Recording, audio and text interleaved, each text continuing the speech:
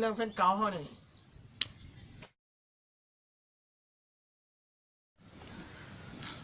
หักที่ค่อยก็ฝากเขาสั่นต่อเลยสารแมวยังเฮ็ดมันลงแม่บักนั่นน่ะบ้าไม่ไปเฮ็ดมันลงแม่มันไม่บอกบักแดงว่ามันยุ่งกับแฟนเก่าไง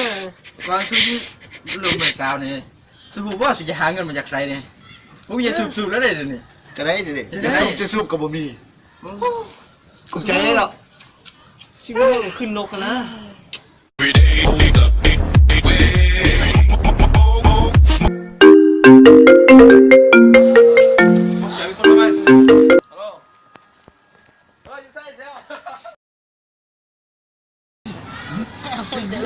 เฮ้ย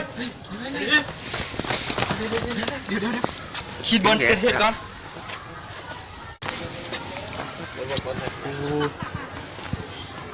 สูเสียจะได้กับเงินนี่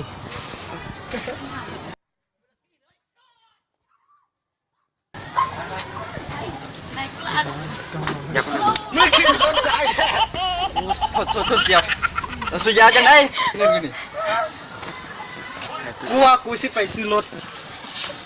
กูว่ากูจะไปเอาข้าวหันกูว่ากูเอาไปให้สาวเฮ้ยจะได้ปะดิเสียจะได้มันมีใบเดียวเลย ไปเดียวเลยได้นี่มันมีแต่ใบเดียวให้จะได้ให้สั่งแบ่ง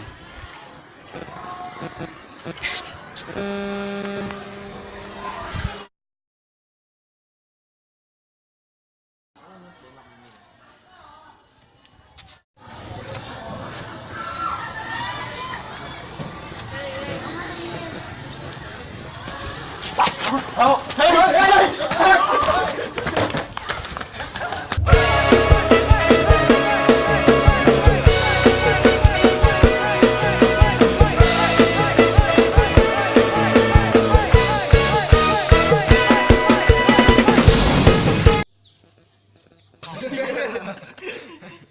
เดี๋ยวก็ใส่ขาดกันพอดีเดี๋ยวก็ใส่ขาดพอดีแดกก่อนนะครับน้ำตาลน้ำเห็นกูเนาะอันนี้มึงจะถ่ายเพื่อตะกล้องเด็กขอสอดไม่หิวมั้ยใส่เข้าไปโย่ช่องดีดีแบบว้าวให้มีรับกูนี่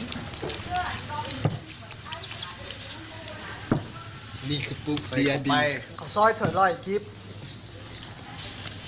เมื่อกี้กิฟใช่เรือหอยกิฟไปเที่ยวนี่คือปุ๊บดีดีปุ้ยเลยก็ไม่ต้องถ่ายคลิปคนตัดต่อเฮ้ยกินด้วยดาวสุด